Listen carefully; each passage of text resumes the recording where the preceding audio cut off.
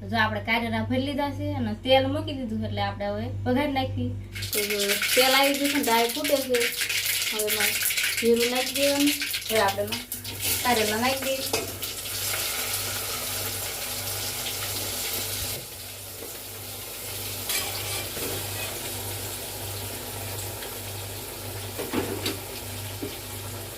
બધા કારેલા આપણે મૂકી દીધા છે. જય માતાજી, જય લેરાનાથ લેરાન દાદા હું સારું કરે ને બધાને હાજર રાખી શુભેચ્છા આપું છું.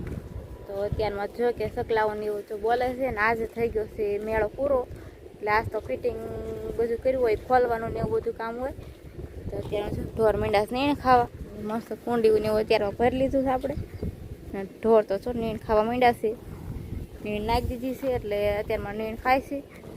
અને આજ તો ભૌતિક ને ચેતન વૈગ્યા છે ભણવા, એટલે કૃષ્ણા રમે છે એકલી. કેમ કે રોજ તો હોય પણ એટલે રોજ રમાડતા હોય, પણ આ જો ભણવા વહી ગયા. કાલ તો એને ભણવા નહોતું જવું પણ તો એને કાકા મૂકી આવ્યા. એટલે જો કૃષ્ણાને આજે એકલા એકલા રમવાનો વારો આવ્યો છે. એની મજા ન આવે એટલે જો એ ત્યાં આપણે જાવીને ત્યાં રાજી થઈ જાય કા કૃષ્ણા. તો જો રોયેલી છે, કેમ કે એકલી એકલી હોય એટલે રોવાઈ માંડી હતી. તો જો આહુડે આવી ગયા છે કાકીશું. અને આપણે દીદી ખૂતી છે, કેમ કે એ તો સુઈ ગઈ હોય. તો આપણે જોઈ દીદી ખૂતી છે જાગે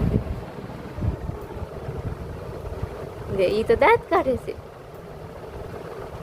અરે વાહ, આજ તો જો પહેલી વાર મેં એને દાંત કાઢતા જોઈ છે. જો એ તે આંખું ખુલ્લી હોય ને એમ દીધું. તો એને તેજ નીંદર આવે છે. જો કે નીંદરમાં તો એ આમ દાંત કાઢતી હોય, નીંદરમાં રોવે પણ ખુલ્લી આંખે આજ મેં એને પહેલી વાર દાંત કાઢતા જોઈ છે. એ ત્યાં આમ ખુશથી ના, કેમ કે ખુશ થઈ ગઈ હું તે, કેમ કે નીંદરમાં દાંત કાઢતા હોય એમ કે ભગવાન દાંત કઢાવે ને રોવરાવે. પણ આજ તો એને ખુલ્લી આંખે દાંત કાઢ્યા છે. અને કૃષ્ણા જો એને આમ જાવ તો આમ સામું જોયું થાય માસી કેમ તેડતી નથી કાકી શું. શેતન ની આવે એટલે ઈ તો તેડીને રખડ રાખે છે. જો આપણે સાંજનું રાંધવા બેસી ગયા છે. જો મસ્ત કારેલા લઈ લીધા છે આપણે. કારેલાનું શાક કરવાનું, આખા કારેલાનું ભરીને. તો આપણે પહેલાં તો કારેલા ધોઈ નાખી, કેમ કે થોડો ગારો ને એવું છોટું હોય ધૂળ ને એવું, એટલે આપણે ધોઈ નાખી. ધોવાઈ જાય પછી આપણે ચાલ ઉતારીને બાફવા મૂકી દઈએ મીઠું ભરીને. આજ તો આખા કારેલાનું શાક કરવાનું છે. કારેલાનું ચાલ ઉતારી નાખવી.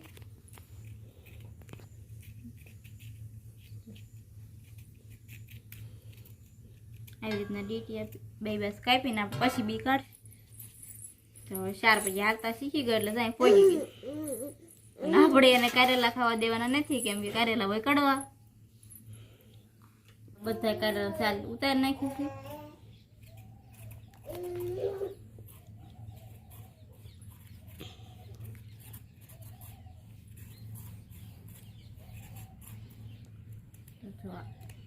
બહુ મોટા કારેલા હોય આપણે એટલે એને એવી રીતના કટકા કરી નાખવી.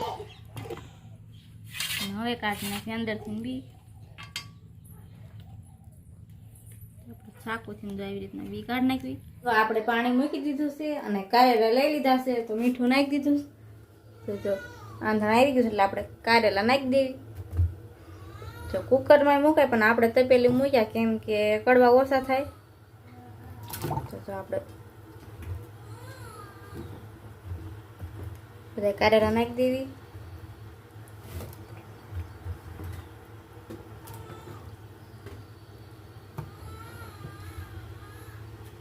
આજ આખા કારેલાનું શાક કરવાનું છે. અને જો તેલ મૂકી દીધું છે અને ડ્રાય ફૂટે છે. આજે મેં બે નું મળીને શાક બનાવી છે આખા કારેલાનું. જો તેમાં લોટ નાખી દેવી.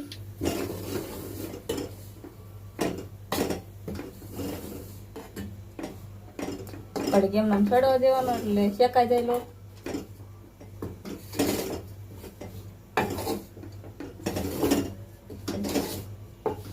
ચણાનો લોટ આપણે શેકી નાખ્યો છે. મરચું નાખી દઈએ આપણે જે પ્રમાણે ખાતા હોય. અમારે તો ફૂલ તીખું ખાવાનું હોય એટલે જ આપણે મરચું ચડિયા તો નાખી જાજુ નાખી દીધું, કેમ કે અમારે બધા તીખું ખાવાવાળા છે એટલે તીખું જોઈએ અમારે. શાક મોડું કાંઈ હાલે નહીં, કેમ કે તીખું પહેલાંથી ખાવી એટલે આપણે જાજુ મરચું નાખ્યું એટલે હવે તૈયાર થઈ ગયો છે અને કારેલા ભરવા બેસી ગયા છે તો જો ને આ કારેલા છે ભરવાનું શરૂ કરી દેવી ફટાફટ.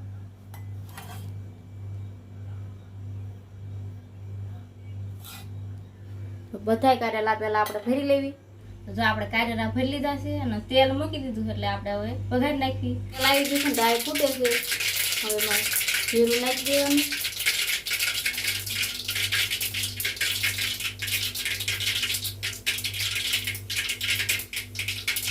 તો તેલ આવી ગયું પણ દાળ ફૂટી ગઈ છે અને જીરું નાખી દીધું, પાન નાખી દીધું.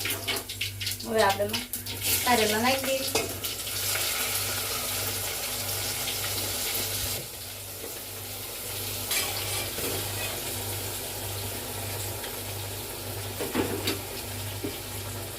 બધા કારેલા આપણે મૂકી દીધા છે. હવે હાણથી હલાવવાનું, કેમ કે ચમચી હલાવે નહીં નકર કારેલા ભાંગી જાય. તો આવી રીતના હલાવવાના એટલે કારેલામાં નવેજ બધું નીકળી ન જાય. નકર ચમચી હલાવી એટલે કારેલા ભાંગી જાય અને હવે તે બહાર વહી આવે. તો હળદર એમાં આપણે નાખી દઈશું.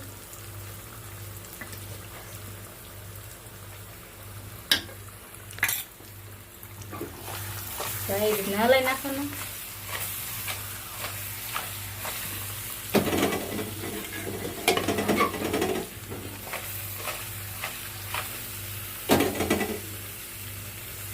થોડીક વાર એમને ચડવા દેવાના તેલમાં.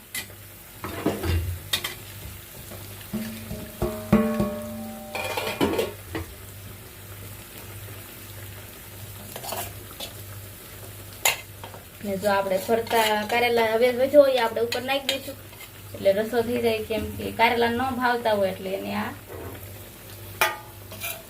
ખાલી હવે ખાવો હોય તો લેવાનો. એને આપણે શાંતિથી હલાવી નાખ્યું એટલે મિક્સ થઈ જાય.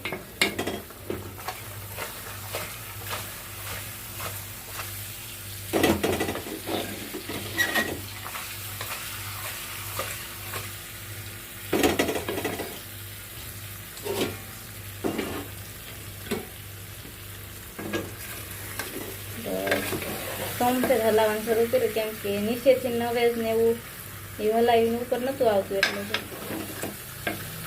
આપણે બહુ ખાવા નથી દીધા એટલે કારેલા ફેંદા છે નહીં.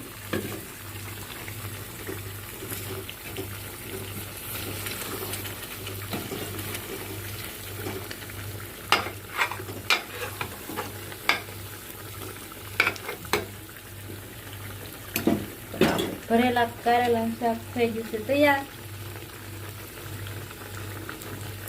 મસ્ત સળી ગયું છે, તૈયાર થઈ ગયું છે. સાંજ પડી ગઈ છે એટલે આપણે આજનો વ્લોગ અહીંયા પૂરો કર્યો છે.